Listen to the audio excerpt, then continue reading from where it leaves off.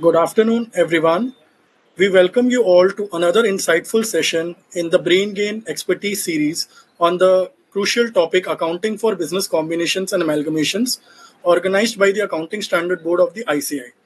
Today's session marks the fifth in this valuable series aimed at deepening our understanding of the practical aspects of accounting standards through expert-led discussions. We hope this session will offer meaningful perspectives and clarity on real world challenges and applications in this area. We are privileged to welcome our eminent speaker for the day, CA Harpreet Singh.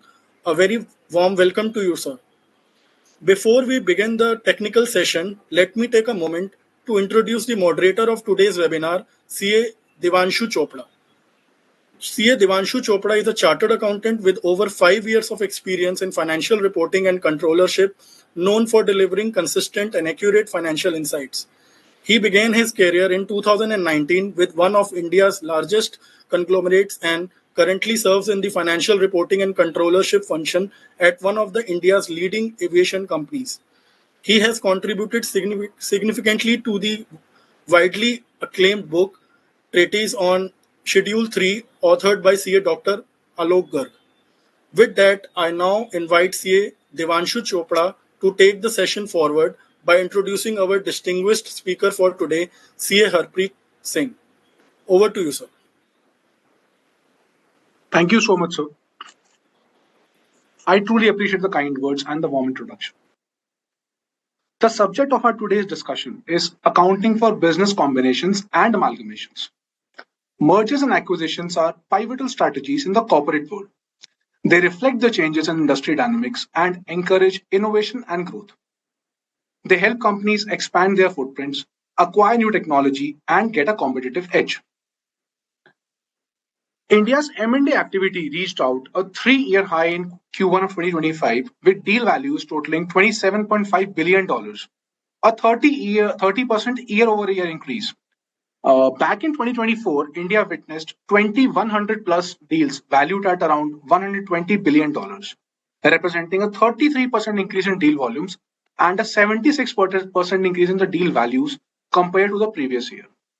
Several promising companies in the sector, such as entertainment media of Jio plus Disney Hotstar, aviation of Tata Group and Air India, followed by Vistara's merger, banking sector of Kotak Mahindra and Sonata, Bajaj and IDFC First Bank, undertook M&A activities in 2024 and 2025.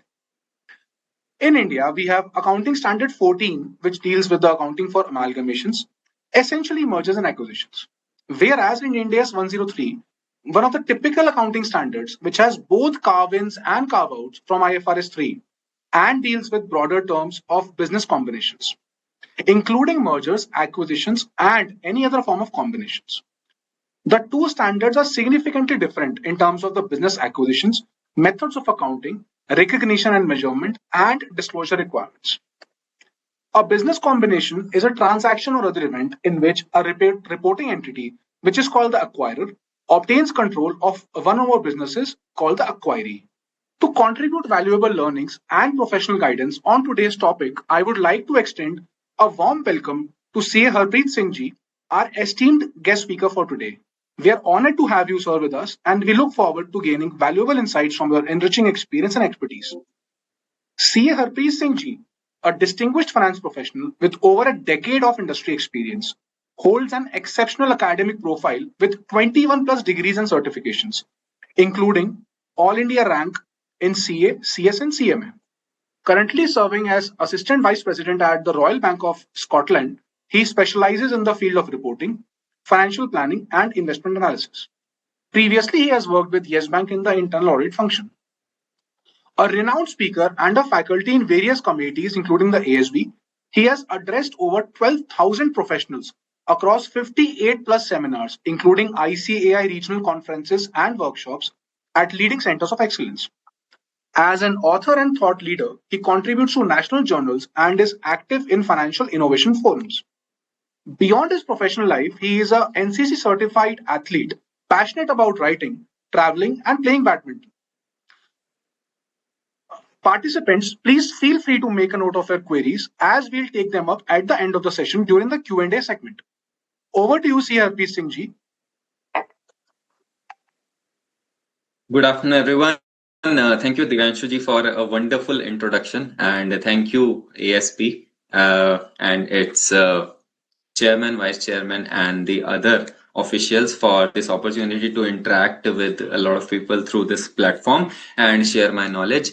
What I will be doing is I'll be sharing my screen, and we are going to start the deliberation. So I have shared my screen. Yes. And the session is about the accounting for business combinations, and I'm just hiding the floating. Yes. Okay. So it is about the accounting for business combination and amalgamation. I am C. Harpreet Singh, and what we are going to discuss today is not the theoretical aspects. I'm not going to take you through the journal entries or the transactions or basically what happens in the accounting from a novice perspective. We are going to discuss a lot of different case studies. We are going to discuss the intricacies of this IND AS 103 and how it is applied in the practical world. What are the problems that we face in the practical world, right? And this is a bit about me, yes. And what we are going to talk about is, of course, in the amalgamation and business combination, this is the primary thing which happened in this decade, the Vodafone Idea merger. And there are certain questions that we are going to answer, that this merger was asked or called as merger of equals, but it was not equal. We will talk about that, why it happened, what was the contribution of IND AS 103 in that, and we are going to focus or work upon this session in the 4 parts. First of all, we are going to talk about the foundations and framework. Basically, what are the things that are there in the accounting standard or IND AS, what was there in the previous accounting standard, what changed and how it changed the entire landscape. We are going to talk about that. Then we are going to talk about the primary thing in this standard, which is the acquisition method. What are the 5-step framework, the practical frameworks which we have to apply in order to get the things done in the real world. And then of course we are going to talk about different case studies alongside, and of course it is Tata Steel acquisition of Chorus, we talk about Reliance acquisition and Network 18 mergers, right? And we are going to talk about what is the difference between control versus influence, and when you're having, for example, 70%, 80% stake, and you still are not in the control, or basically you are in the control even if you are having 30% of the stake. So we are going to talk about all of those things. Further, in module 2, we are going to talk about the recognition and measurement. So of course, we have understood the IND AS. Now the thing is that we have to understand, okay, we have to fair value each and everything. For fair valuing each and everything, we have to identify all the assets and liabilities. And we are going to talk about different case laws, Flipkart, PhonePe separation we are going to talk about here. And the most important thing is the intangible asset. This is the hidden value creator. We are going to talk about how to identify this. What are these things? What has happened in the past in the big mergers? For example, Facebook, WhatsApp acquisition, right? We are going to talk about that. What are the common recognition pitfalls? We are going to talk about that also. Then we are going to talk about a very important parameter, which is contingent consideration, and we are going to talk about the Cipla Invergen pharmaceutical merger case study. Okay, all right. And the third part of our discussion is going to be goodwill, bargain purchase, and there are certain special situations. Now, what is the goodwill? Is goodwill something which is a residual figure merely? What are the impairment requirements? So we are going to talk about that, and how all of this is done in the real practical world. We are going to talk about that also. Here we are going to talk about the Microsoft LinkedIn acquisition case study. Okay, what is bargain purchase? Does it really happen in the real world, or is it just a concept written in the books in the IND AS? So we are going to talk about that. We are going to talk about the acquisition also here. What are the special situations? There are common control transactions, there are step acquisitions, there are reverse acquisitions also. The concepts which we have understood, read very much in the accounting standard, but in real world, how it happens. We are going to talk about that. And then of course, fourth part, we are going to talk about the audit implication. What are the red flags? What are the areas where there are issues which are manipulated, and where as an auditor you have to raise your doubts, you raise your questions, right? And then of course the valuation methodologies, how they are practically applied in the real world, and there are regulatory frameworks also, and if the time permits we are going to talk about various checklists also that I am having handy and which I can share later on also with yourself. And then of course the framework that we have generally when we apply this standard in the practical real world, and what are the key takeaways. So this is something that we are going to talk about today. Let us start with the first thing first. So in 2018 what happened was there were two telecom giants which were becoming the India's largest telecom because the subscriber base was huge. But here the Vodafone and Idea, it was a $23 billion deal, but at that point of time it was mentioned that yes, it is the merger of equals, right? It was a merger of the century, and at that point of time Kumar Mangalam Birla, he was set to become the chairman, right? But later on what happened, Vodafone was having 45.1% of stake, and at the same time Aditya Birla Group was having 26%. So at that time when it was called as equal merger, it was not so equal, and Birla ji has to step down from the position of the chairman, right? So there were accounting complexities involved, there were eventually restructuring which was involved. So we are going to talk about what actually made it happen, right? And in Ind AS 103 the ask is that we go beyond the legal structure, we examine the economic substance, and we work upon the fair value measurements, and we focus on the intangible, we focus on the goodwill.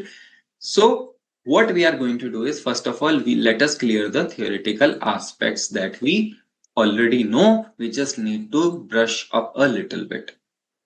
Okay, so what is the aspect that we are going to talk about? We are going to talk about, yes, there are complex identification and measurement challenges, there are intangible issues, there are contingent consideration issues, there are fair value measurement issues. But first of all, let us focus upon the things that are basic. Okay, so I would call it the architecture of acquisitions, right? So as we already know that there are three types of distinctions that we can make. First of all, there is a business combination. Second, there is amalgamation. Third, there is asset acquisition. I'm not saying acquisition, I'm saying asset acquisition, right? So what is the difference between all of this? Okay, let's go to it step by step. So let us go back to 2015.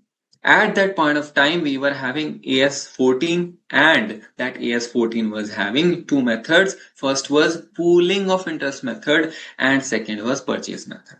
Okay, the pooling of interest and purchase method, how they were actually determined. So first of all, you had to determine whether amalgamation is in the nature of merger or amalgamation is in the nature of purchase. And at that point of time, the boundaries were very blurry, right? And there were instances where there was huge goodwill differences when we do one method and when we do the another method, right? And then later on, there was a change in 2016. What was the change? Ind AS 103 was introduced, and it was introduced to get in line with the IFRS. And it was not only a accounting method change, it was a change in mindset, right? And what made it change is basically we were focusing upon the legal form, and we were having the two methods which were creating a lot of dispersion and creating a lot of confusion. And later on we turned to only single method, which was the acquisition method. Okay, and in this case, what was the focus? The focus was a lot on the intangible asset. Now, what are the intangible asset? The customer relationships that we are having, right? There were various licenses. When we talk about the telecom operator, there were brand value, there were network effects. All of this was the focus. Now, when we talk about Ind AS 103, there are three fundamental questions, basic questions that we want to answer. First of all, what is the business? Second, what is a business combination? And third, when Ind AS 103 is going to apply, right? Sir, these are very basic points. How does these things make a difference? These things make a difference because when there is a dispute, whenever there is a discussion, whenever there is a point raised by a regulator or an auditor, the discussion happens around these definitions only. All right. Okay. What is business? So business is integrated set of activities, right? This is integrated set of activities and assets. So basically these things are taken together. And why these are being used? These are being used for providing goods or services. These are being used for generating any investment income, or these are being used for generating any other income. All right. So we understood that business is integrated set of activities and assets, right? And second thing is which is able to produce certain results. Why we are talking about it, sir? In the coming minutes, we are going to talk about the things where we are going to say, okay, it is a combination of asset, but the result is missing. Or the result is there, but the combination is missing. In this case, if there is such a sale, it is not going to be part of the business combination. And this Ind AS, this accounting standard is not going to apply. And in that case, the accounting treatment is going to be different. All right. Okay. Then what is a business combination? Second thing, right? Business combination is when businesses are combined, and for that we have understood that yes, there is a business or not, we have to answer.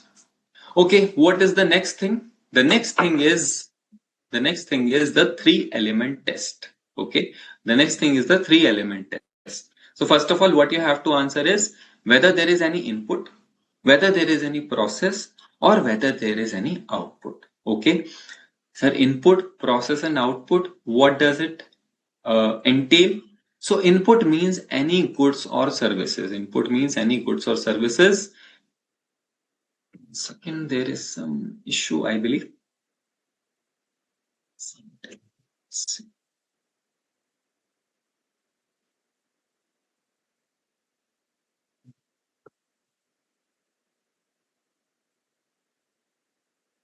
Are you able to hear me?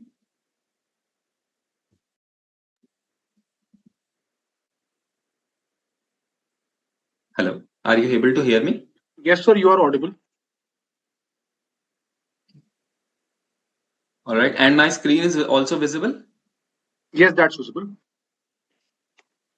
Okay, because I cannot see. Okay. All right. So the screen which is visible currently is the module 1 page, which talks about the evolution story and the foundations. I'm sure, I mean, we are on the same page, right? Yes, and my screen is also moving. So it has moved now? Yes, it is moving. Yes, it is moving. Okay, okay. And you can see me also or not? My video is visible? Earlier it was, but now I am not able to see you. Okay, so that means there is some. Let me just.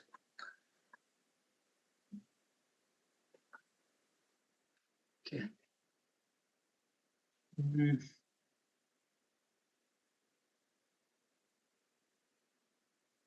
Is it better now? Am I Yes, visible we are now? able to see you. Yes. Okay, perfect. Okay, so we were on the three elements: input, process, and output. So very important thing is, okay, you are in a business, there's a combination of asset and liability. Now, what about this three element test: input, process, and output? Okay, so there should be input means that any economic resource which is able to create the output. All right, sir. Now, what is the process? Any system, any standard, any protocol, any rule which is able to produce the output. And what is the output? Output is again the goods or service, any income or investment income. So whatsoever you want to call it. So these three things have to be there in any business, and these have to be a combination, right?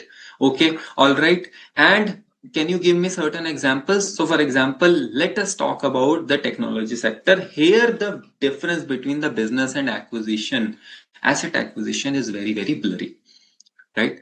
So when you talk about the technology area or the technology sector, so for example, if there is a company which is acquiring customer database and the associated technology platform for 100 CR, right? So here, if you test it on these three criteria, okay, there is any input, yes, there is an input of you are having database of the customer, and then you are having the technology through which you are going to serve the people. Okay, is there a process? Yes, there is a system which is in place by which you can actually manage the customer relationship and you can process the transaction. But is there any output? If there is an output, then it constitutes a, otherwise not. So we have to test it. If the output is missing, for example, two things are there, then it is going to be a asset acquisition and it is not going to be treated as per Ind AS 103, right? What it means, sir? It means there is not going to be any goodwill recognition, there is not going to be any fair value measurement, and there is not going to be any purchase price allocation, right? Okay, what are the transactions which are not a business combination? Okay, the transaction which are going to happen between the entity which are under the common control. Okay, what are those kind of entities? We are going to talk about that in greater detail. So this is outside the scope of Ind AS 103. Okay, what else is outside the scope of 103? Any joint venture which is there, which is formed, it is out of scope. Okay, and third thing is any asset acquisition which is not meeting the business definition, and we understand what is business. It is a combination of things, and what are the things? Input, process, output. If these three things are satisfying, only then it is going to be a sale of a business or a business combination, right? Okay, let us move ahead now. In this Ind AS 103, there is only one method, which is the acquisition method. There is not going to be pooling of interest method. There is not going to be purchase method. There is only one method, which is the acquisition method. And in this method, we are going to do the accounting in 5 steps. Okay, what are those 5 steps? First of all, you have to identify the acquirer who acquired, right? Second thing, you have to identify the acquisition date. Okay, which date? And it is very, very important. Each and every step is very, very important in this discussion. Okay, then you have to recognize the identifiable asset and liability and measure that. Okay, these are the asset, these are the liabilities, and then you have to fair value it, measure it. Okay, that's fine, sir. What is the 4th step? After all of this happened, you have to determine, okay, whether there is a goodwill or there is a bargain purchase gain. Okay, how it happens is, okay, you have paid something and you have got something. Those are identifiable asset and liability. The difference is going to be goodwill or bargain purchase. We understand that. And then 5th thing is there is going to be subsequent measurement consideration. Okay, what does it mean, subsequent measurement consideration? So basically you have identified each and everything, you have accounted for each and everything. Now you have to measure it later on also and see whether there is any change in the amount or not. Okay, we are going to talk about it one by one. Now let us talk about the first step, that is identify the acquirer. So it sounds very much straightforward. Okay, this is the acquirer and this is the acquiree, but it is more complex in the real world. Okay, and who is the acquirer? Acquirer is that entity which gains control of the acquiree, right? Gains control. Now what is control? Control, you will have to go to Ind AS 110, and control means 3 things. Okay, what 3 things? First of all, you are having power over investing. Okay, understood. Second thing, you have to have an exposure or right to variable returns. Okay, you are having variable return. Third thing is you have ability to use that power to affect the investor's return. Okay, fine. So 3 things: you are having power, you are having variable return, and you are using that power to affect the returns. All right. Okay, can you give me an example? So basically, 2019, Reliance acquired or Reliance announced network 1878% shares. All right. But how control comes? You have to understand that. Does it come via the voting percentage only? Does it come via the share holding percentage only? The answer is no. You have to see a lot of different things. That is why this first question is very, very important. And with the first question is the linked second question, the acquisition date. So all of these questions are interlinked and very, very important. No question is non-important. Okay, all right, sir. Let us understand what is the control and how the control is gained. So control is gained through various things. First of all, you will have to see what are the voting agreements. So there are some agreements between different shareholders for the voting, that you are going to vote on my behalf or we support you, you decide for us. Okay, are there such agreements? Secondly, you have to see the management contracts. So basically, how the management team works and under whose influence. Third thing is, what is the board composition arrangement? How many board members are contributed by how many entities, right?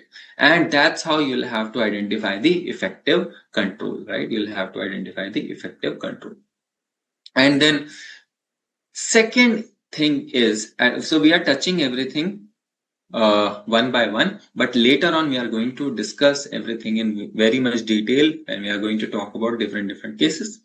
Second thing is, okay, I understood the acquirer is the one who is not only having that percentage, but also these things also determine who is the acquirer. The ultimate idea is having the control, and that's how the control assessment matrix is made.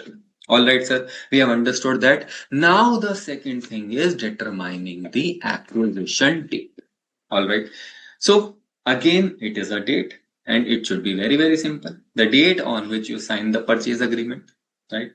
Or you have transferred the consideration. Is it going to be that much simple? No, it is not going to be that much simple. Again, it is the date on which the acquirer has obtained the control. All right. Okay. And why this acquisition date is important? It is important near the closing, for example, year-end closure.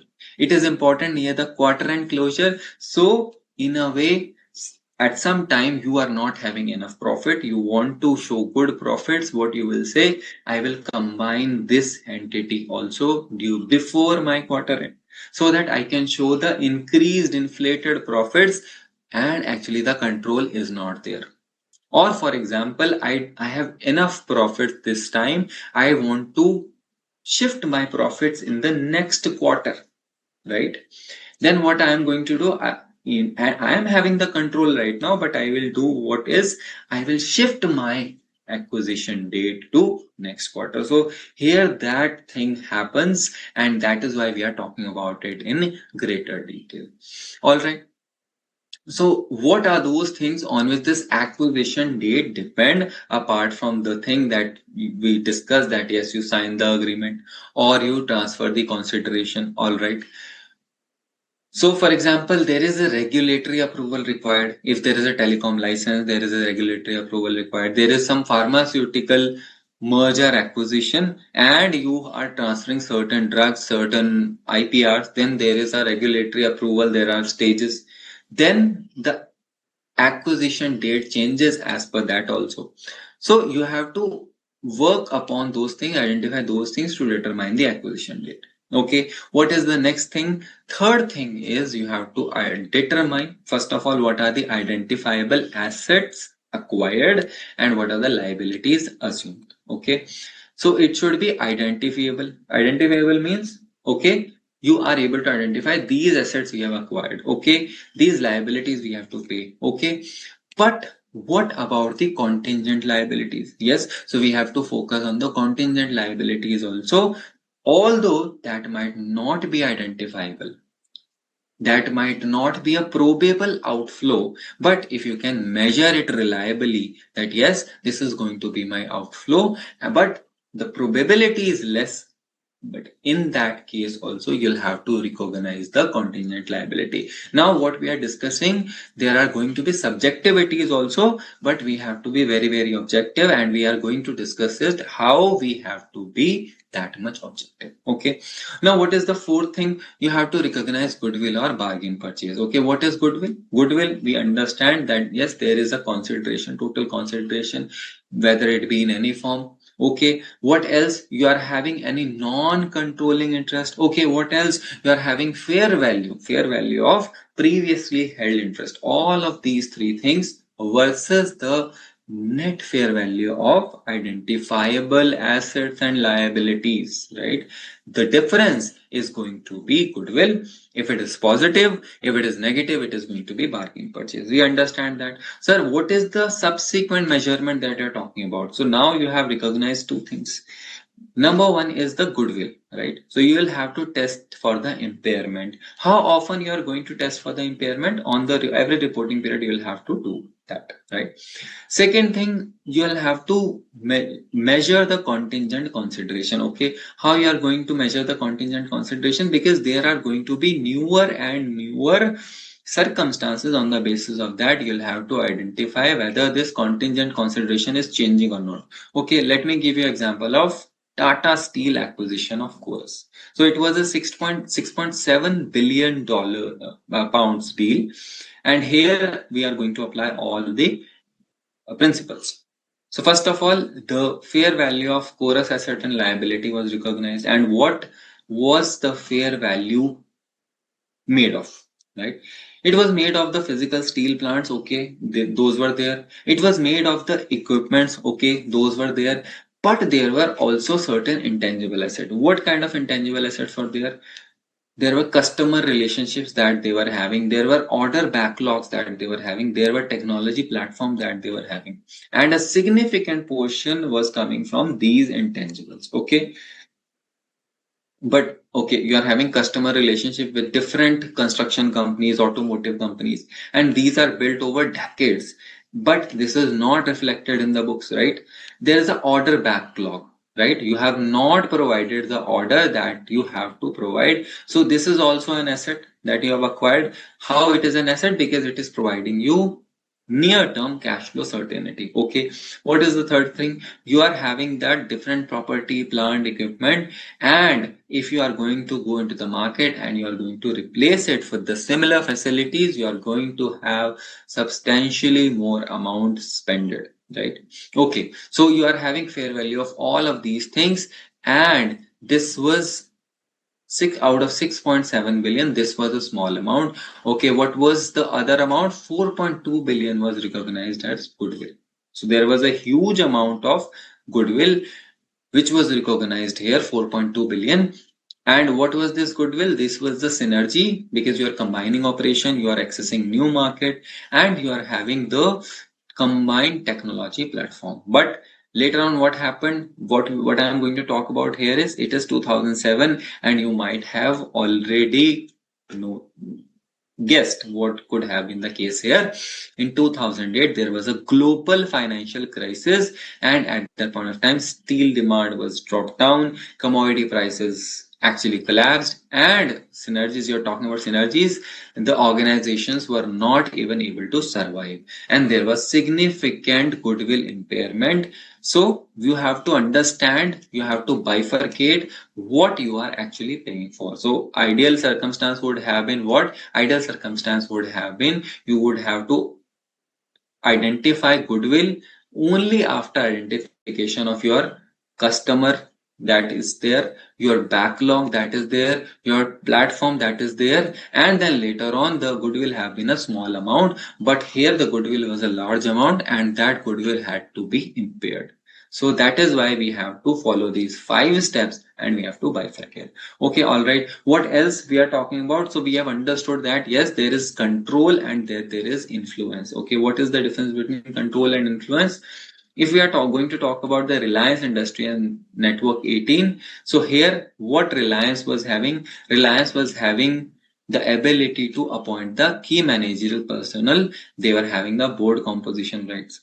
Okay, what else they were having? They were having operational control over critical decision. Why? Because they were having management service agreement. Okay, what else they were having? They were having voting agreement with other shareholder, and they were giving the Reliance voting control beyond the ownership percentage that they were having. And fourth thing is they were having the financial arrangements, and that's how they were actually having the funding decisions changed as per their will. So basically, in this case, when they acquired 78%, in this case, the point of control was already achieved much before then the 78% was achieved. So the date of control cannot be called as the date when it was a 78% acquisition. It was much before that. So in this case, what should have been happened, or what is going to happen, is you have to identify when the control actually transferred, right? And then later on you'll have to identify, and you have to start consolidating from the date when this control actually transferred to you. And then later on, whenever you are having additional stakes bought, at that point of time you will have to just fair value the portion, and we are going to talk about how the fair value of that portion is actually done and what is going to be the treatment. So it is nothing but step up acquisition. It is not the actual acquisition. The acquisition happened much before, and the consolidation should start happen much before than the 78% ownership when it was achieved. Okay, sir, how would I identify whether there is any control or not? So you will have to go and you will have to check the minutes of the meeting, right? Or you will have to check the board composition, how they are appointed. You'll have to check the voting agreements that are there. So you'll have to do a lot of documentation, a lot of analysis, and only thereafter this standard is going to be practically applied. Okay, all right. Now, what are the things that we have understood here? So first of all, we have understood that control is not only the percentage, it is much beyond that. Okay, all right. And we have understood that we have to identify whether it is a business combination or not. For that, you'll have to identify whether it is a business or not. So there are three things that we have talked about. Okay. And when there is a family business, right, then who is going to be the acquirer? We are going to talk about that, why this family business is going to be a trouble for us, because there are going to be different cross holdings, right? There are going to be complex voting arrangements. There are going to be transaction between the same family controlled entities. So we have already understood that the entities which are under common control, if there is any transfer between those entities, that is not considered business combination as per India's 103. So yes, we have just understood the standard. We have talked about a few things around that. What are the pitfalls? What are the issues? Now we are going to talk about the next portion, which is the recognition and measurement, right? So you'll have to identify what are the assets and you have to measure it. And we are going to deep dive this. Okay, what we are going to talk about? We are going to talk about the fair valuation, how the fair valuation is determined. Okay, then we are going to talk about the intangible. So there is a huge focus on intangible. And then third thing, we are going to talk about the contingent consideration. We have already talked about it briefly, but now is the focus in detail. And what it says fair value is not just a number. It is a story about market participant and economic assumption. Okay, what does it mean? So fair value is about market participant. It's not about me. If I think this asset is worth this amount, it is not going to help because I'll have to see the arm's length price transaction, right? And there are going to be a lot of assumptions. Okay, let us deep dive that, because this module is all about the art of valuation in the business combination, right? Okay, the principles are already well in place, but the practical application here, there's going to be a lot of judgment. Okay, so first of all, we understood that we have to dive into the fair value measurement principle, and we have to identify the fair value of each and every asset and liability, right? Okay, and this fair value is going to be of different asset and liability, but at the same time you have to keep in mind that you are measuring the entire business. You are not only measuring the single asset or a single liability. So there is going to be a lot of interdependencies, and these interdependencies you will have to see from the market participant perspective. Okay, we are going to talk about it more, but let us understand the fair value hierarchy. What is the level 1, level 2, level 3? So we are going to go into a different standard, but it is linked very much to our standard. Okay, so this fair value hierarchy is level 1 is quoted prices that we are having, level 2 is observable input, and level 3 is unobservable assumptions. Okay, what do you mean by quoted prices? Quoted prices means you are having the same asset or very much similar asset which is selling in the, which has been sold in the market already, so you know the fair value, right? So what the level 1 definition is, quoted price is an active market. So there should be an active market for identical assets or liabilities. So for example of this is, for example, a publicly traded security you have bought. Second thing is standard commodity derivative, commodity inventory. So you are having any inventory which is very much standard. Then this level 1 is going to apply. Why? Because there is going to be the price which is there, right? What is level 2? This is input other than the quoted price, right?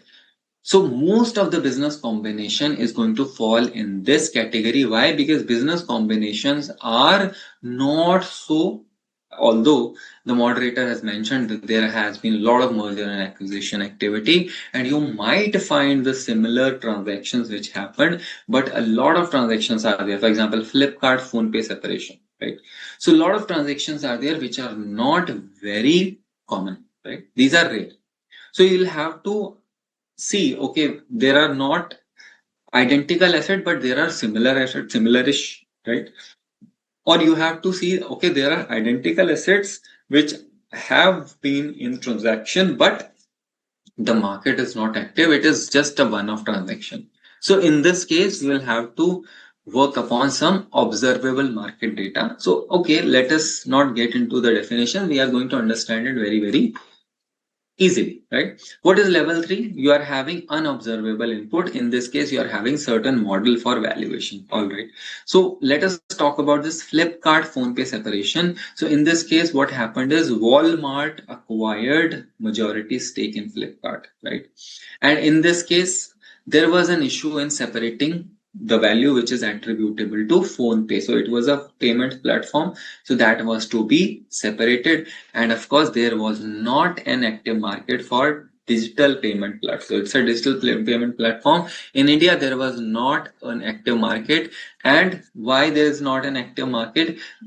Because the transactions are not happening. In this case, it is not level 1, it is not level 2, it is level 3. And in this case, you will have to do a lot of assumptions about, okay, what is going to be the growth rate, what is going to be the market penetration, what is going to be the revenue per user, it is going to increase or decrease, the competition, is it going to change or remain the same, what is the competition? So a lot of different things you will have to identify, understand, and on the basis, and we already know that there are 3 methods of valuation, right? And one of the method is the DCF, the income method, right? And we'll have to see what are going to be the cash flows, and the cash flows are going to be dependent on these items: the growth rate, the market penetration, RPU, the competitions, etc., etc. And in this, and that's how you are going to arrive at the value, and then you have to separate that value, and for this you'll have to make the complex financial models. Okay, all right.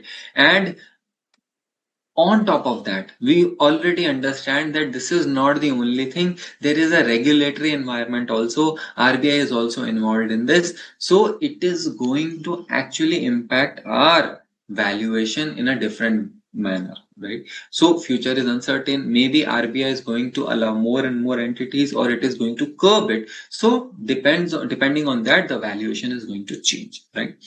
Then there is a scalability also. There is customer acquisition cost also. What is the acquisition cost today? What is going to be the acquisition cost tomorrow? What is the retention rate? Is it going to change or not? So there are a lot of different aspects that you have to think about, and it is an exercise which is very calculation heavy, very intensive in terms of acquiring various information and putting the information into practice, right? And so the value was actually 5.5 billion, and there was extensive documentation of assumptions, there were sensitivity analysis, and in this case, very critical aspect is, okay, you are taking the valuation, you are taking the value, but you'll have to keep in mind one concept. Okay, what is that concept? You'll have to focus on the... Your attention, please. Your attention, please. This is a hardcore drill. Do not evacuate the building. Please follow the guidance of drop, cover, and hold on, and remain in the position until you hear further instruction. Your attention, please. Your attention, please.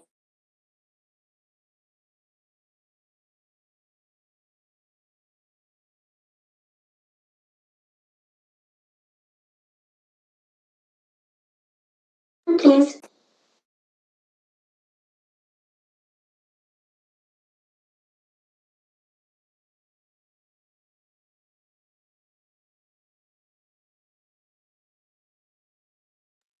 Okay, apologies for that. So there was a drill going on.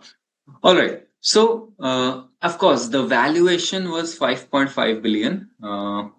Sorry, let me go back to the thing. Yes. Yes, the valuation was 5.5 billion, and the focus in this valuation should be one concept we have to keep in mind: highest and best use concept. So what is highest and best use concept? That means you will have to focus on that use which is going to give you the maximum value, and this value is going to be as per the market participants. Okay, so any kind of use is considered? No, only the uses which are physically possible, which are legally permissible, and which are financially feasible. Three things: physically possible, legally permissible, and financially feasible. You'll have to focus only on those things, and you'll have to focus. Your attention, please. Your attention, please.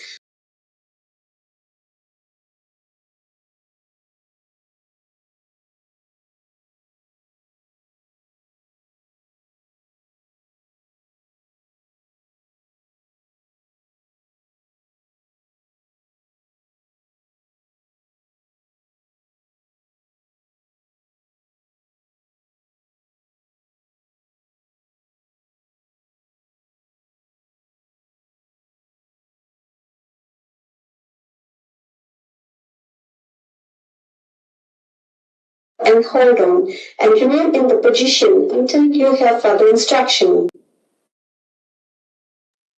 Sure. So basically, there has been an earthquake in Delhi. So that's why this drill is going on. Apologies for that. Okay. So yes, we have to focus on the highest and the best. Your attention, please. Your attention, please. Okay.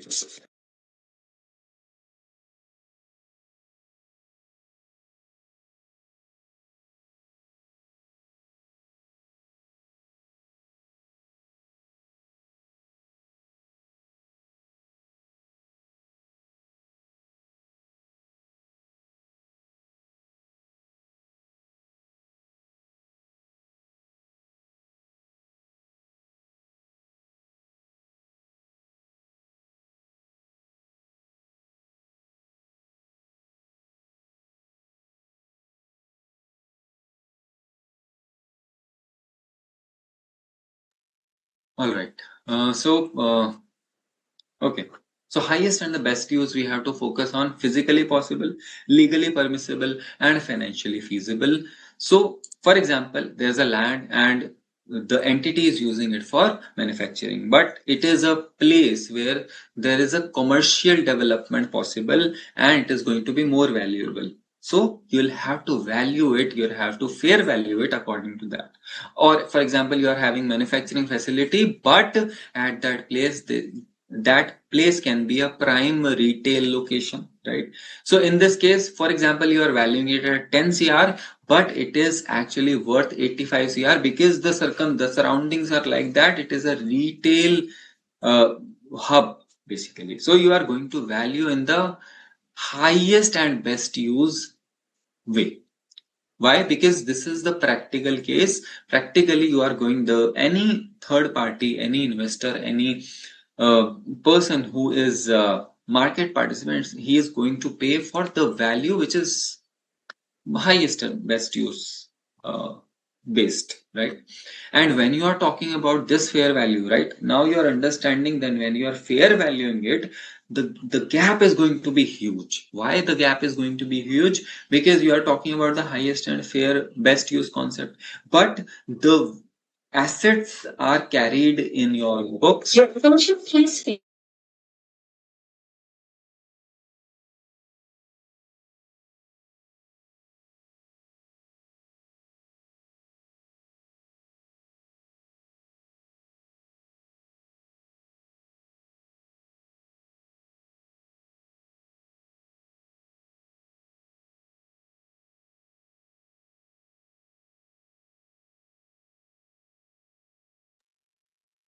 Okay, so the drill is now complete, so we are not going to be disturbed.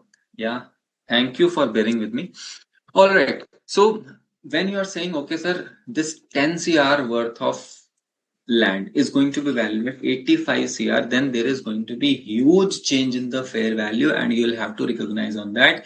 And in this case, you are going to have a huge deferred tax liability also. So now these various Indias are going to be connected here, right? So you'll have to take care of each and everything when you are doing such application or the business combination accounting, and that has also to be recognized. Why? Because there is going to be the depreciation things on that 85 CR, the disposal things on the 85 CR, you'll have to take care of that also, and there's going to be a deferred tax liability. All right, so we have understood that fair value, when we are fair valuing the things, we'll have to see highest and best use possible, and we possibly have to do it in level 1, level 2, level 3, and level 3 is we are going to have a lot of assumption, and for those assumption we have to do a lot of documentation. All right, now let us talk about the intangible assets, and these are the hidden value creators. We have already talked about the intangible assets. And what are the intangible assets? These are the customer relationships, these are the brand value, these are the technology platform that I'm having, these are the data assets. And when we are talking about the data assets, there is DPDP Act, Digital Personal Data Protection Act. And in this case of data asset, I might be having some contingent liabilities also along with that. So we have to focus on that also, right? And there is some intellectual property, sir. Okay, these assets are there, but these assets are already there. Why these were not recognized in the financial assets? Okay, why these were not recognized in the financial assets?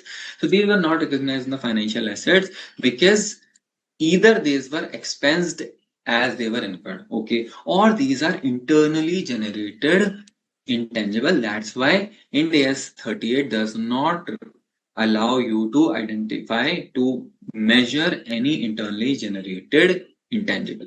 That means what you have to do is, whenever there is any business combination, now it is no more internally generated, you are buying it, you are acquiring it, then you have to value it. And that is why between the physical asset and liability versus the goodwill, there are other components also which we might forget, which we might not keep in mind.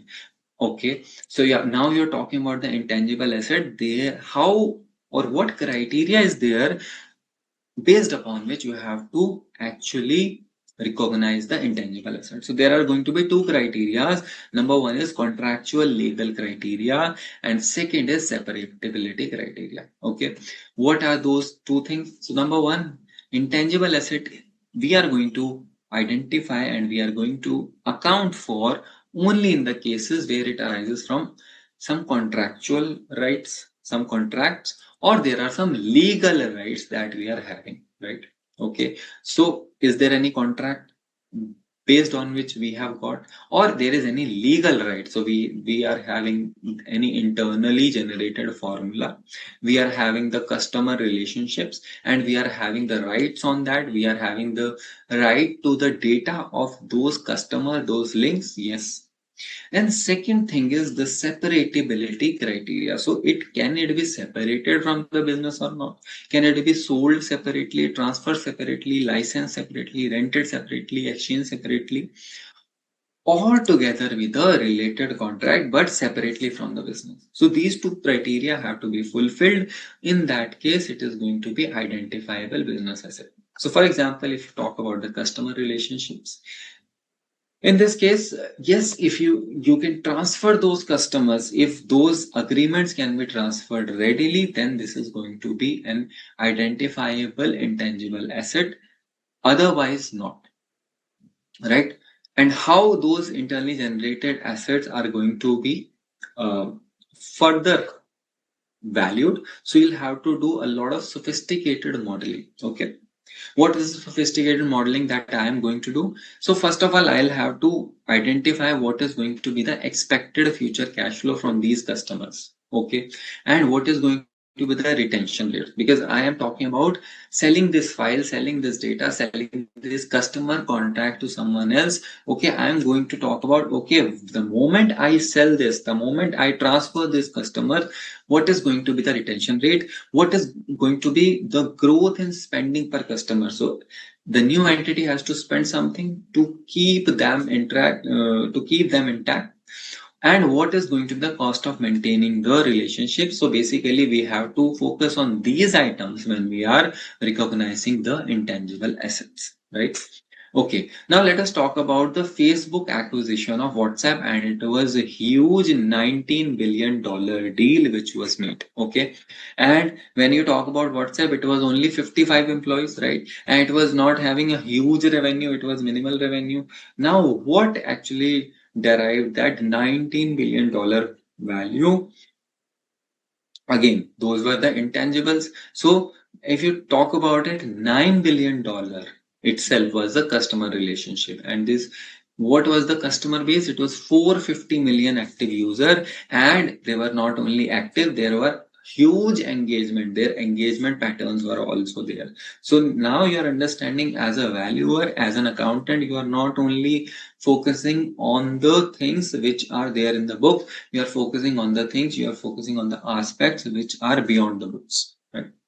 So now you'll have to focus on what is the cost of acquiring the similar users. Okay, sir, am I going to be able to value, am I going to be able to understand what is going to be the cost of acquiring 450 million active users with the same engagement pattern? So yes, of course, we are going to cover that in future in the coming slides, that yes, you'll have to engage possibly some valuation experts also along with you when you are doing all of this exercise, right? Okay, so the focus is on the cost of acquiring similar user, and then what is the retention rate of those WhatsApp user, and what is the potential for monetization, right? What is the potential for monetization? For monetization, how it is going to happen? So it is going to happen because they are going to use, so Facebook was having a advertisement model, and they would be thinking to use it on the WhatsApp and with the WhatsApp customers, right? Okay, all right. Now, what was the other thing? $3 billion was the brand value, because it was a brand which was globally recognized and it was relied for messaging between the people. Okay, then $2 billion was a technology platform, it was the messaging infrastructure, and of course the encryption technology, and it was a scalable thing. So $2 billion was assigned to that. So yes, out of 9 billion, 3 plus 2, yes, it is 5 billion. And then later on, the rest of the, and then of course the other amounts were also there. And then the 5 billion, the remaining amount, was relating to the goodwill. And what was the goodwill? It was the synergy when in the WhatsApp is going to integrate with the Facebook. So yes, we have understood that yes, there were intangibles, and apart from intangible, there was goodwill also.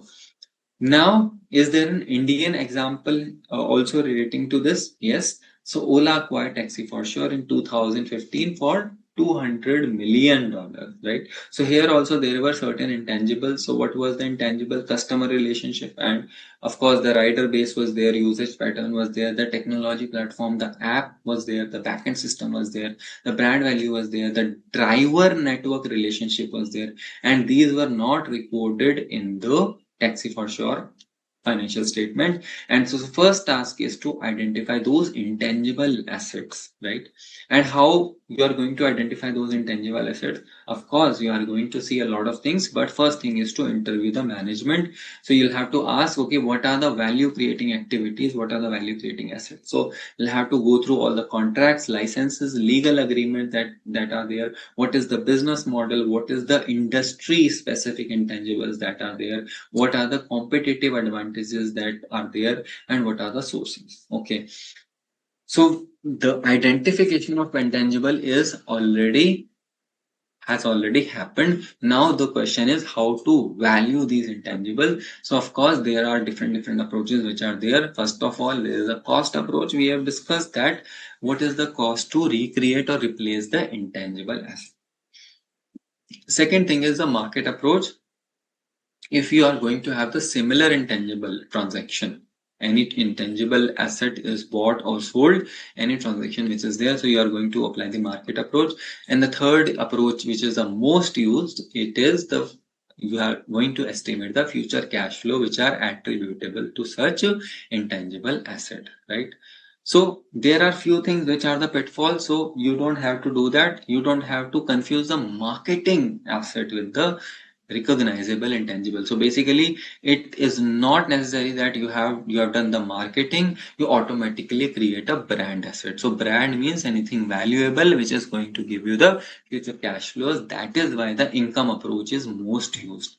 Then second thing is you are double counting the risk. So basically you are focusing on the two things. One is the separately you are identifying the intangible, and at the same time you are having the goodwill also. So you don't have to double count anything. So customer relationship, if it is separate, you have to recognize it separately. It's not part of your goodwill, right?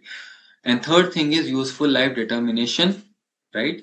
For what is the finite lived intangible. So the useful life you have to determine, and then it has to be amortized over that period. And what is the period of amortization? What is going to be the finite life? So it is the life over which there is going to be expected cash flow generation, the third method that we talked about, right? And of course, you'll have to focus on what is going to be the expected use, what is the typical product life cycle in the industry, what is the obsolescence, what is the stability of the industry, what is the expected action by the competitors, what is the maintenance expenditure, period of control, legal contractual provisions that are there. So have to focus on a lot of things when it comes to intangible, but one thing for sure, you'll have to recognize the intangibles uh, based on these criteria. Third thing that we are going to talk about is contingent consideration, right? So there is an uncertainty involved, so we have to focus on that also, not only the identifiable asset and liability, right? So of course, there are a lot of contracts which are there, and on the basis of those contracts there is going to be some contingent consideration also. So first of all, there is going to be a classification issue. What is the classification issue? So do I have to recognize as a liability or an equity? And second thing is going to be the measurement challenge. So how I am going to measure that, right? Because there is going to be different probabilities, right? There is going to be different amounts. The certainty levels are also going to be different. So you'll have to do a probability weighted expected value, right? Third thing is the subsequent measurement. So basically you have recognized the contingent liability today. What is going to be the change in the value over time, right? So because the new information is coming up, that contingent has now become fixed. So what is going to be the treatment? You have to focus on that as well. right? And it is going to be through the P&L, or it is going to be through equity. So you'll have to focus on that. So as per Ind AS 103, it can be classified as a liability of or equity, depending on what is the nature of agreement, what is the nature of arrangement, right? So for example, if the acquirer has an obligation to transfer cash or other asset, or for example, it has an obligation to issue variable number of shares, right? Then it is going to be a liability. So basically, you are going to transfer cash, you are going to transfer any other asset, you are going to transfer variable number of share, then it is a liability. But if acquirer has to transfer the fixed number of shares, so shares are there, then of course it's an equity, but only if the fixed number of shares are to be transferred, then it is going to be classified as equity. And why I am concerned about liability and equity? Because it is going to impact my subsequent measurement also. So liability is going to be remeasured to fair value at each reporting date, right? And the changes are going to be going to P&L account directly.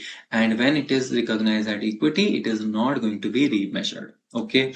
Now, second thing is, when how you are going to measure it? So it is going to be probability weighted expected value calculation, or any other calculation which is deemed fit in that situation. Okay, so sir, what I am going to do is I am going to identify different probability of different scenarios, and what are going to be the different payment amounts. Okay, and also that you'll have to identify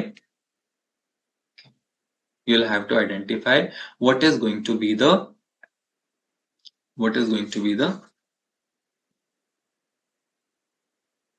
okay, so I need to plug in charger. Okay, and I'll have to identify what is the discount rate also, right?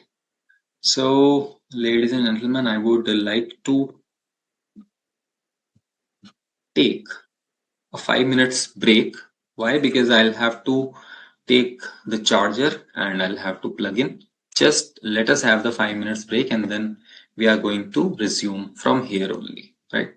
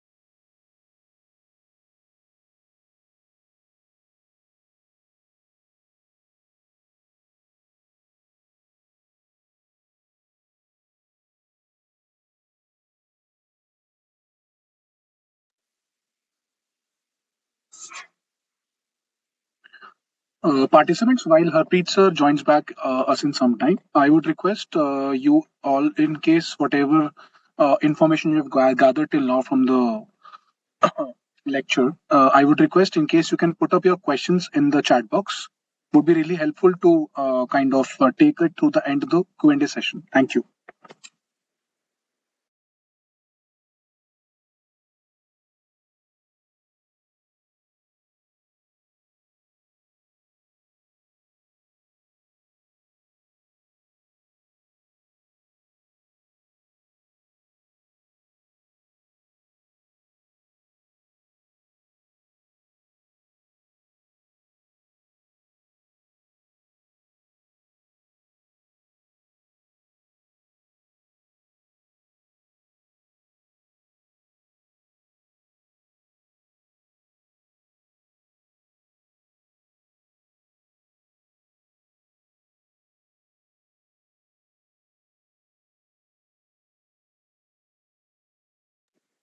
Yes, sir.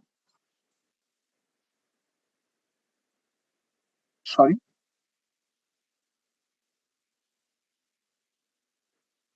No, the sir has just gone for some urgent thing which has come up. Just give us 2 minutes. He will be joining back.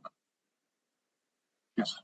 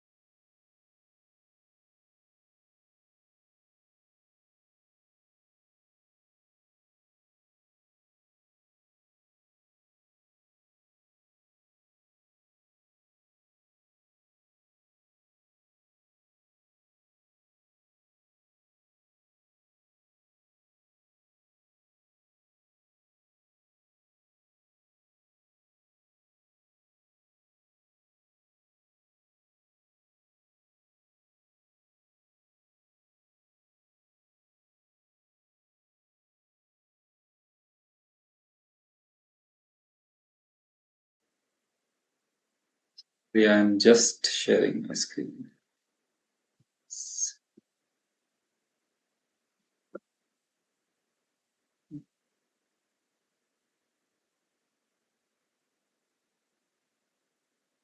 Okay.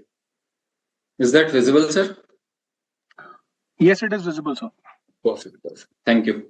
So yes, we were talking about the contingent considerations that we are having, and since it is contingent, we have to talk about a lot of different things. Liability versus equity, we have already talked about, and then probability weighted. Yes, we are going to do that, and it is going to be through P&L or not. The subsequent changes, it is completely dependent upon whether it is a liability or whether it is going to be an equity. If it is an equity, then it is not going to be revalued, and in the case if it is a liability, then the amount is going to go through the P&L account, right? Okay, now let us talk about the other things which are important here. So the case study that I have put in here is Cipla acquisition of Invergen Pharmaceutical. So of course here the contingent payments was all mentioned, and it was based on the regulatory approval and for certain drug formulations. So in the case of the medical pharmaceutical companies which were acquired, in this case the contingent payments are very much prominent. So in this case the amounts are dependent upon whether the FDA approval is received or not. So in this case it was an amount which has to be recognized as contingent liability, and here you have to identify what is the probability of FDA approval, and which is based upon the stage of development, the clinical trials, the regulatory feedback, and it has to be determined for each and every drug, and the discount rate has to be applied. And for that, of course, valuation specialists are going to be there. Monte Carlo simulation was applied in this case for different approval scenarios and associated payments amount. And then subsequent, what is the subsequent measurement based upon? It is based upon the new information, only the new information that is available.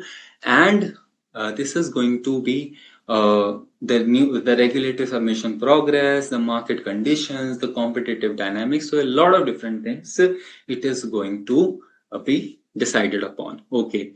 And then the company has to update the fair value estimate on a quarterly basis as and when the progression happens, right? The quarterly basis, they are going to identify, okay, what is the progression in the regulatory approvals, etc. And then they are going to change the contingent consideration on the basis of that.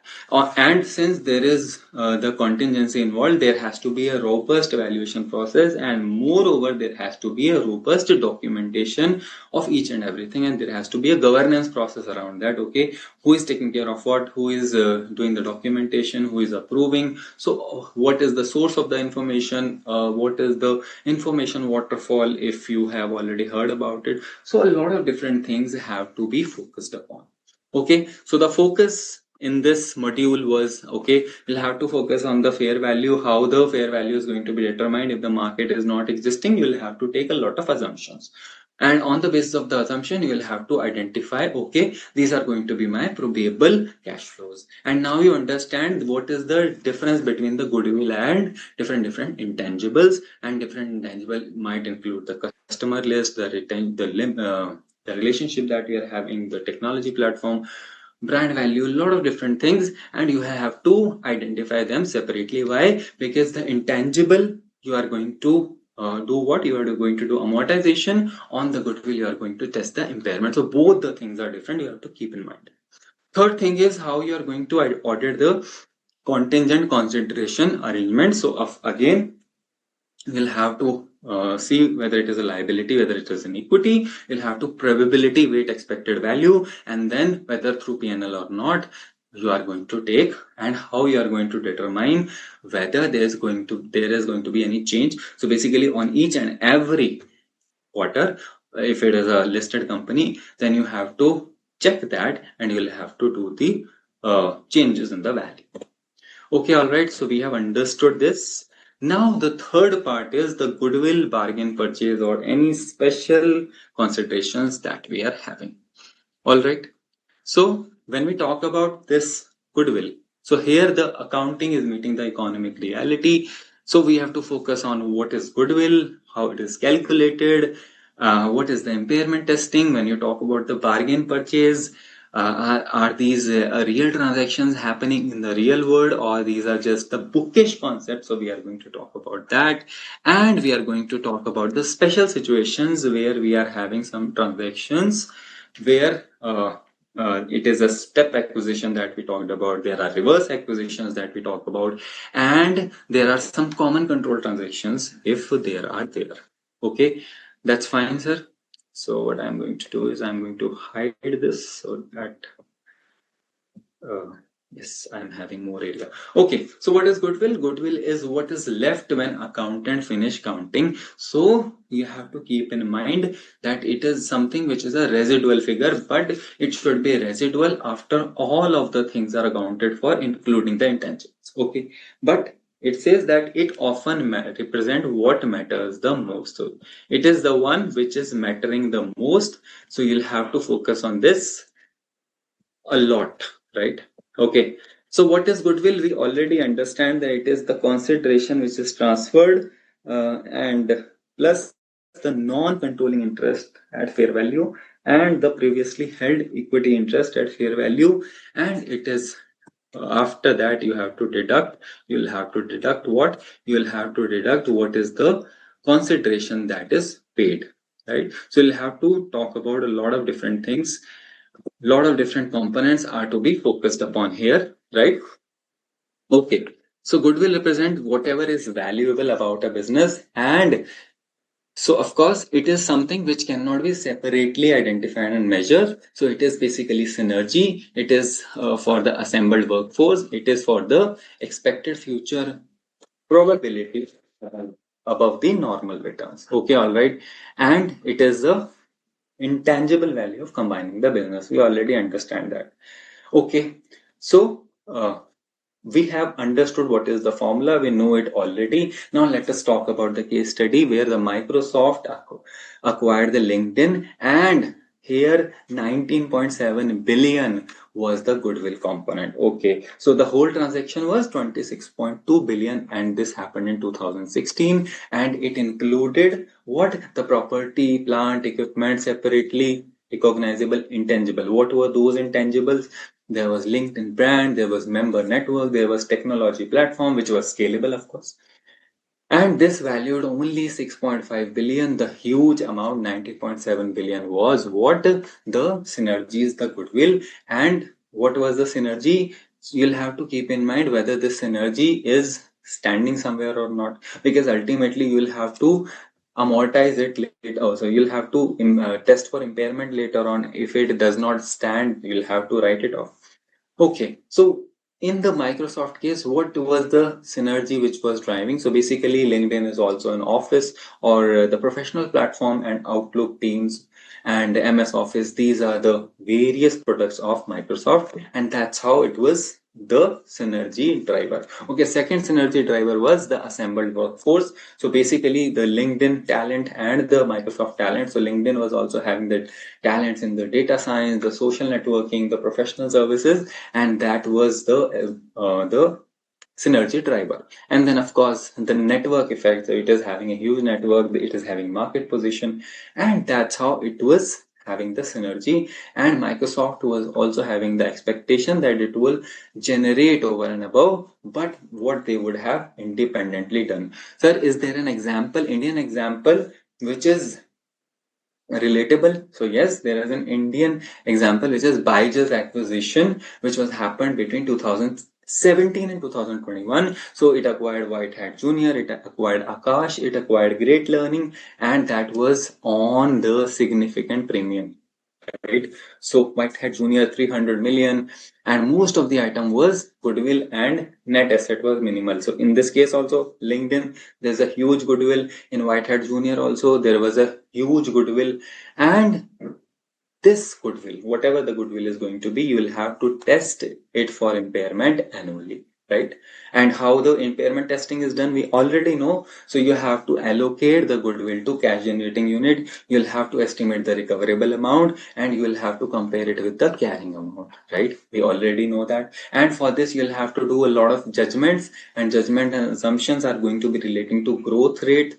It's going to be related to market condition. It's going to be related to competitive dynamics. It's going to be related to synergy realizations, right?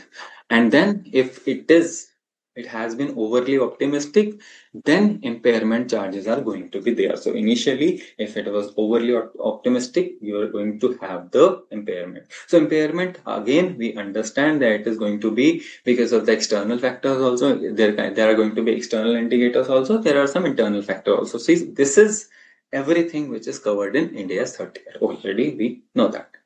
All right.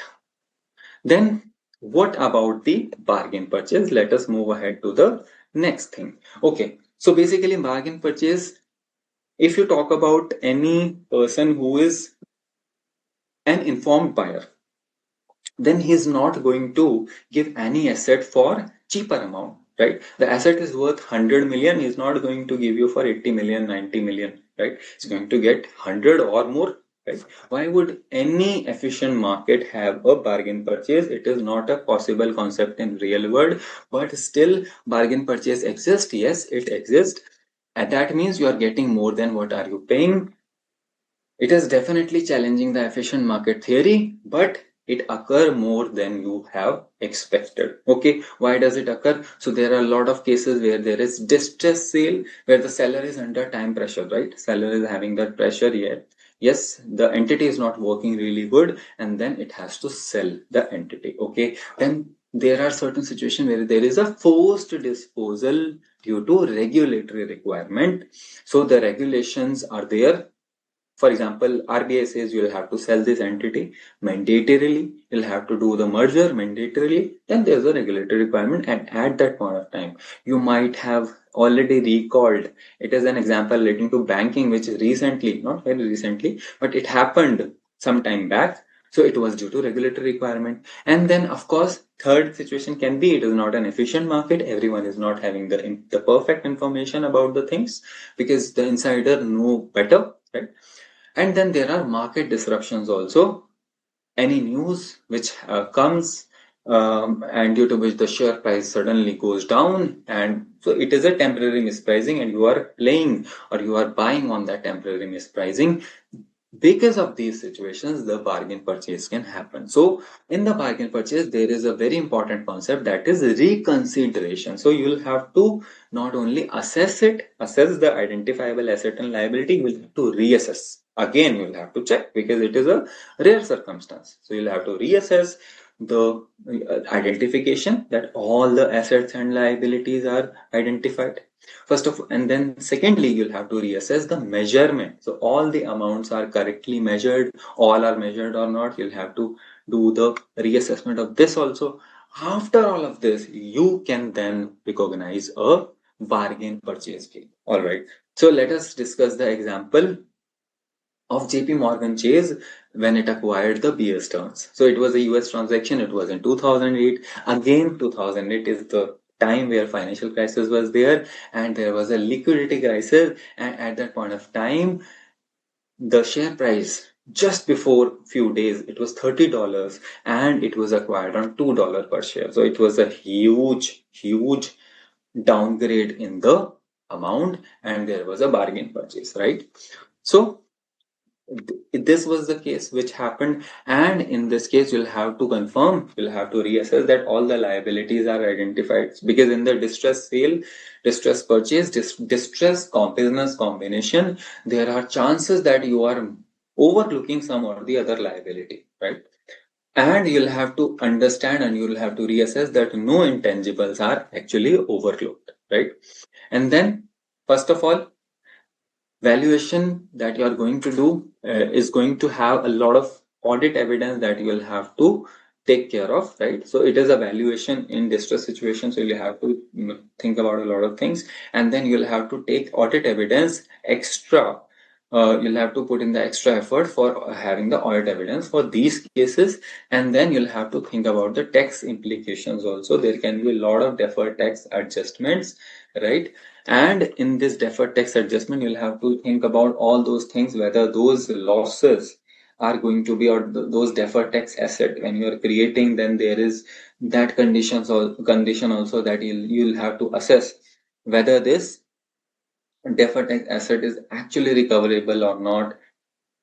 And this is not a one-day activity. Of course, we are going to talk about it. All of this activity takes some time because you'll have to assess, you'll have to identify, you have to value, you have to take out the goodwill, you'll have to do the purchase price allocation, right? So all of these things take time. So that period you definitely have to take.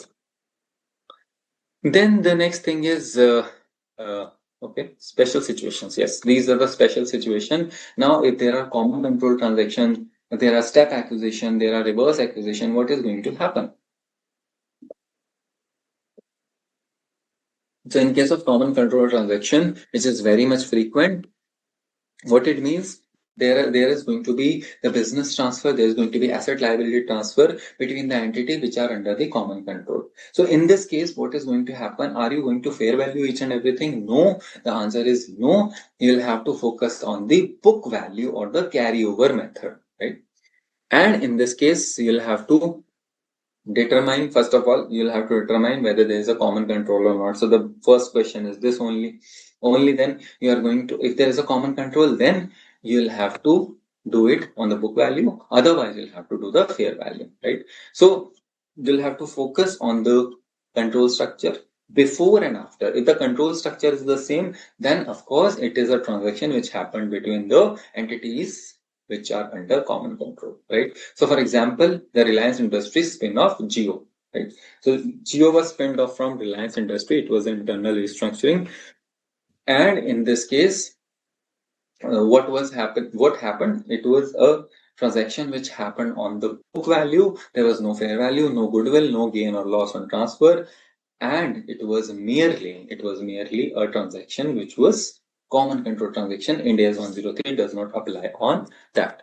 So you'll have to focus on what? You'll have to focus on the fact and circumstances. You'll have to focus on business rationale. You'll have to focus on the timing and what is the interrelation of the transaction. All right. So we have understood the common control transactions now. Next thing is step acquisitions. Now, just remember the previous example that we discussed, that Reliance TV18 acquisition at that point of time, 78% was there, but the control happened much before that. So in this case, what is going to happen? It is going to happen. So first, for example, you are having 60% stake and later on you are having 80% stake, right? So 20% is the uptick, or you are having already the control and then you are having increased percentage of stake later on. Then what is going to happen? So you are going to remeasure the entire 80%, the new stake you'll have to remeasure, and then you'll have to recognize the gain or loss. So how it happened is, for example, I give you an example. For example, you are having 60% stake and it is for 600 crore. So right now the fair value is 600 crore and you have bought 60% stake in a company. All right. Now you are having another 20% stake for 300 crores, right? So first of all, what you have to do is you have to remeasure that 60% stake that you're already having. That means, okay, now the 60% stake which you already have is valuing at 900 crores. That means you bought at 600, the value is now 900. So the 300 crore is going to be the gain and you'll have to recognize that, right? 300 crore. And later on, you'll have to recognize entire 80% at 1200 CR. Yes. So purchase price allocation is going to happen again on the 80%, right? So it will happen as if the 60% which was originally recorded, you'll have to do the reassessment, and now the entire, that 60% is now sold and entire 80% is now placed again. Okay, all right. So we have understood, and there might be a situation where there are control transition points. What are control transition points? So basically, you were having earlier influence and now you are having control. So earlier you were using the equity method and now you are going to use the full consolidation for the purpose of the consolidation of financial statement. So you'll have to keep that thing also in the step acquisition, and all of these things derive from India's 103, right? Okay, now let us talk about the reverse acquisitions, right? So what is the reverse acquisition? Okay, this is a very interesting story. So reverse acquisitions are practically, what is the practical applicability?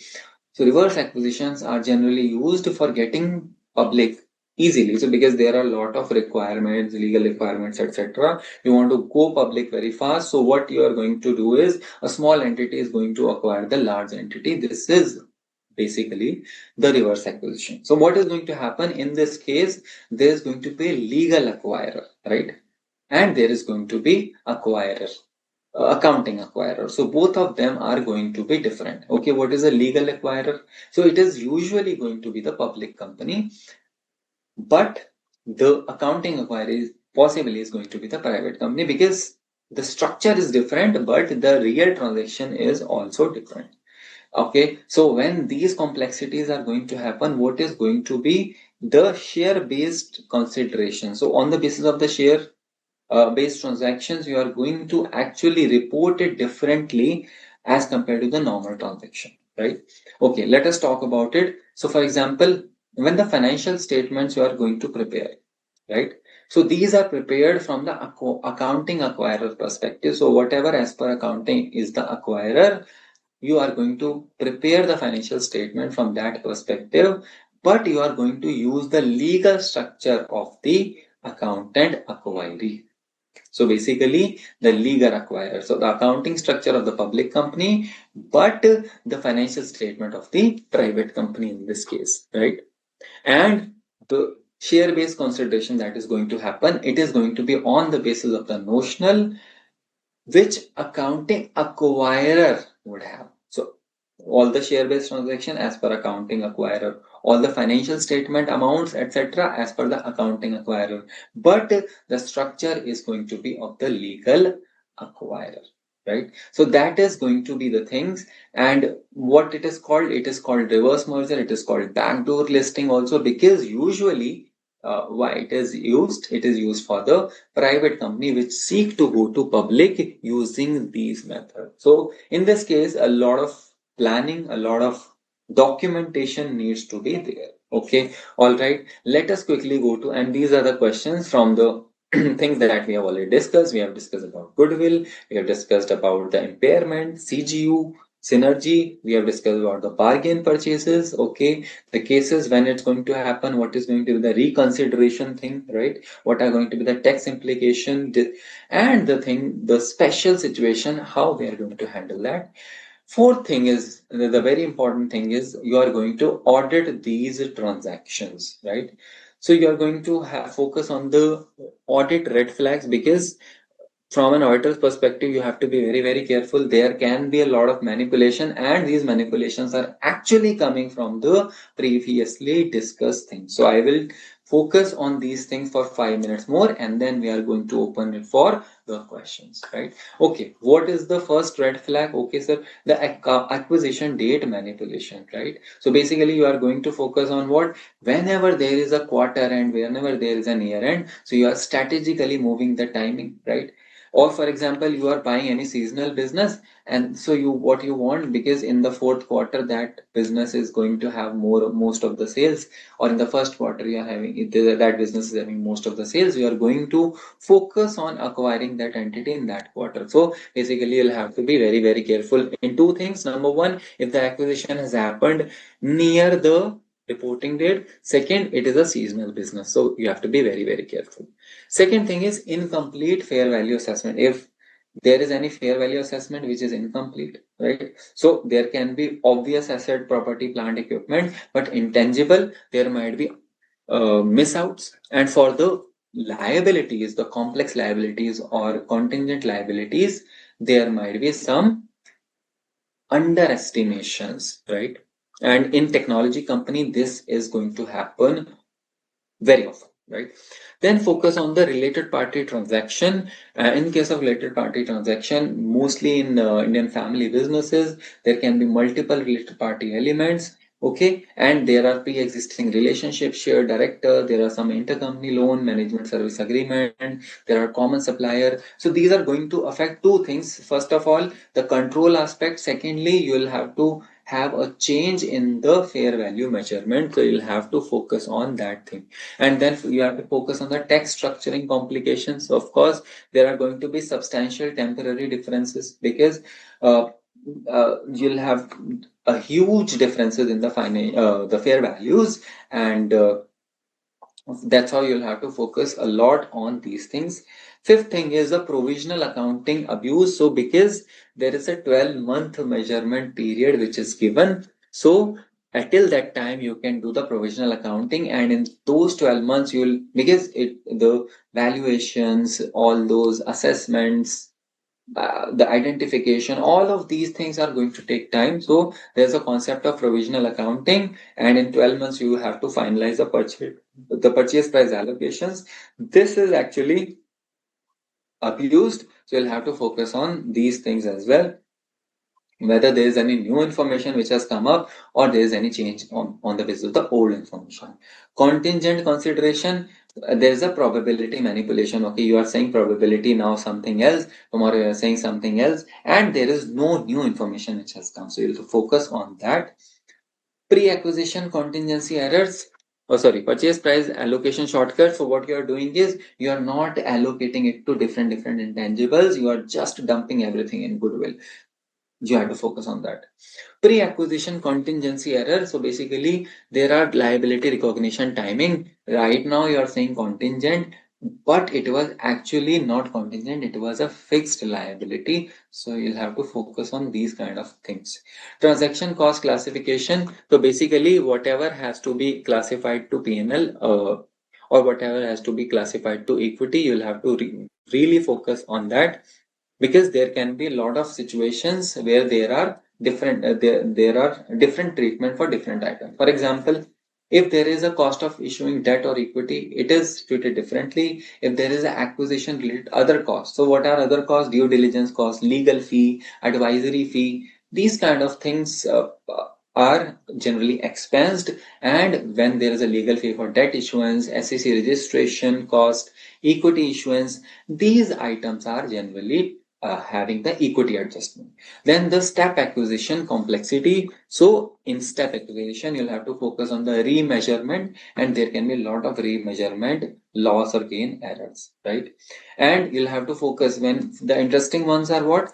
There are customer contracts, and the customer contracts say that there is no penalty if I don't abide by this contract, if I just withdraw my agreement, if I withdraw my contracts, there is no intangible in that case. When acquisition date become a quarter and timing tool, you have to focus on that. Contingent consideration, that was never contingent, of course. You'll have to focus on that as well. And we know the valuation models, income, market, and cost approach.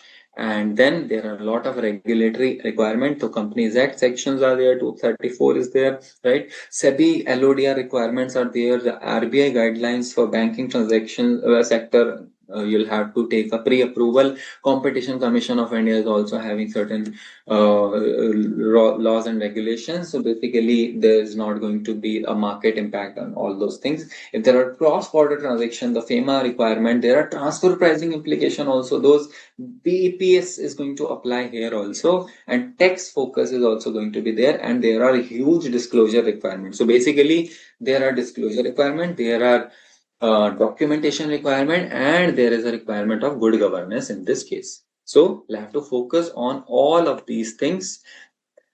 This is the framework that we have to follow, but let us not go into this. What we have understood is, first of all, control is economic and it's just not just legal. So you'll have to focus on the control, not the percentage. Fair value is a process, not a number. So basically, you'll have to do level 1, level 2, level 3, and you'll have to do the highest and best use. Okay, intangible are often the real value driver. So you'll have to focus on the intangibles and separate them before the goodwill comes. And then you have to audit with skepticism. And what it means, you have to focus on the 10 items and think beyond day one. So business combination is having long-term implication. You'll have to remeasure, right? Step acquisition. You remember, you'll have to impair the goodwill. You'll have to amortize the intangibles and a lot more. So basically, the focus is going to be not just day one, but beyond that also, right? So what I'm going to do is, now I'm going to stop sharing my screen. I am open to any questions. So please feel free to ask. Let me just stop the screen share. This is my details, but yes, let me stop sharing and then let's move on to the questions. Thank you, Harpreet ji, for sharing such valuable insights with us today. It was definitely very insightful and linked with practical life examples, which simplified and made the entire interaction more meaningful. We are now opening the forum for questions as whatever you have received from the participants. And I would like to just put up the first question which has come up. So the question is, if the purchase agreement has a backdated effective date, but the control was obtained later, what date should we consider as the acquisition date in this case for the purposes of our accounting? So that's a very good question. So in this case, you'll have to focus on the actual control. So you can have any agreement, you can have any effective date. That does not matter. You'll have to focus on the economic substance. So the real control, whenever there is a shifting, on that date you'll have to do all of the accounting, fair value, everything. From that date, you are going to consolidate the financial statement. So the control date, not the backdated effective date. Thank you. moving on to the next question. So the next question is, when a newly incorporated company is used to acquire two subsidiaries, how do we determine the acquirer in this case? Can the new company be considered the acquirer? Okay, so there is a new company which is not having any substance. Essentially, there are two companies which are involved, which are being acquired, right?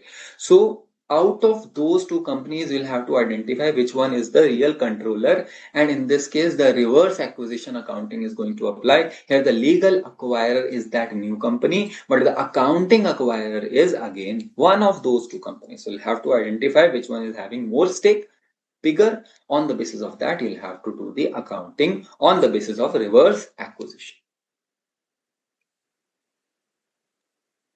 Thank you, sir.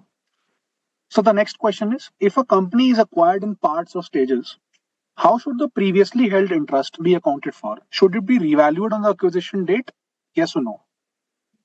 So yes, basically if it is in parts, then again you'll have to focus on the step acquisition example that I have shared. So in the step acquisition, yes, it has to be revalued, and it has to be revalued as if the previous stake is sold and the new entire stake is bought. So yes, it has to be fair valued at that point of time, and that fair value is going to impact my P&L also. Yes. Thank you. So the next question from one of the participants is, if contingent consideration is classified as a liability, how often should it be remeasured, and where is the gain or loss recognized in our P&L? Okay, contingent asset. Sorry, it's a contingent liability or contingent asset? It's a contingent liability. Okay, so in case of contingent liability, yes, you'll have to see on each and every reporting date. So what is reporting date? It can be quarter end, it can be year end also, depending upon when my reporting is. So each and every reporting date, you'll have to see, okay, what are the new circumstances which have occurred, and on the basis of the new circumstances. So earlier there was not, so why it was contingent? It was contingent because certain things were not clear. But now those things might have changed. So some things might have been more clear, and on the basis of that, there might have been certain changes. So yes, in that case, what you have to do is you will have to account for that changed amount in the contingent liability. And in case of the contingent liability has changed to the real liability, you'll have to account for that as well, and you'll have to do the purchase consideration allocation changes also in that case. Thank you, sir. And yes, of course, like you mentioned, whether it is going to go into the P&L, yes, it is going to go into the P&L. Again, so we discussed two things. One thing is if it is accounted for as equity. Why it was equity? If the contingent liability is fixed number of equity shares. Otherwise, all the cases, even if it is a changing number of equity shares, even then it is going to be a liability. And whenever there is any liability, it is classified as liability, you'll have to take it to the P&L, the gain or loss. Thank you.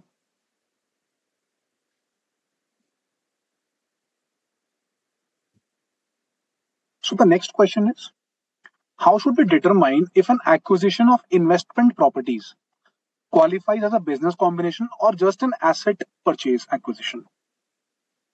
Sorry, investment of investment property. I'll repeat my question, sir. So how should we determine if an acquisition of investment properties qualifies as a part of business combinations or it is just an asset purchase? Okay. So does not matter whether it is the investment property or any other property. So we discussed two things. One is it is a business, only then it is going to be a business combination, right? How it's going to be a business? So you'll have to focus on that three element: input, process, and output, right? So if those things are resulting in the input, process, and output, what input, process, output mean here? So you are having any investment property you have acquired, but you have just kept it. In that case, it is going to be asset purchase, and if it is if it is asset purchase, it is not going to have the Ind AS 103 implication. But you are acquiring the property and you are managing also. You are leasing that also. That means a business is generated out of that. That means it is a business combination. You have acquired a business. You have not acquired any asset. Then it is going to be a business combination. In this case, Ind AS 103 apply. In this case, you'll have to fair value. So to bifurcation, if it is input process output, it is generating any business, then it is going to be a business combination. If it is not involving any management process, it is simply an asset purchase and nothing else. Then it is a cost-based transactions. Book value. Understood, sir. Very well explained. Thank you. So the next question is an assembled workforce a separately recognizable intangible asset under Ind AS 103 or not? Okay. So assembled workforce. So we discussed various examples when we talked about goodwill. We have to understand why I am recognizing goodwill. First of all, I will have to identify the assets and liabilities. So any identifiable asset liability, it can be something, my laptop, which can be touched, right? It is identifiable. Then there are intangible assets and liabilities. So intangible are which are two things. It is contractual legal. Second criteria, it is separable. Very important. Separable means it can be removed from the business and it can be sold separately. But when you talk about the assembled workforce, now it is number one, it is not contractual legal, right? So you are having you are having a workforce which is doing some work, and then there's no legal liability, contractual liability that they will continue for 2 years, 5 years, 10 years. Second thing is they cannot be separated. So that assembled workforce is working in that business, so it cannot be separated. So both the criteria, those contractual legal, those separability criteria, both are failing, and that is why it is not intangible. It is going to be part of the goodwill only. So not separable, not intangible. Yes. Understood, sir. Thank you so much. With this, I would like to thank you, Harpreet ji, for your valuable insights and a very thoughtful interactive session. I would like to extend my heartfelt thanks to our esteemed chairman of the Accounting Standard Board, CA Sanjeev Singhal sir, CA Vishal Doshi sir, Vice Chairman Accounting Standard Board, CA Alok Garg sir, and CA Shalin Jindal ma'am for giving me this opportunity to moderate the session. It's an honor to be a part of this session. A special thanks to all the participants for joining and showing such keen interest throughout. Thank you again for your active involvement and thoughtful questions. Thank you so much. Thank you so much for the opportunity. Thank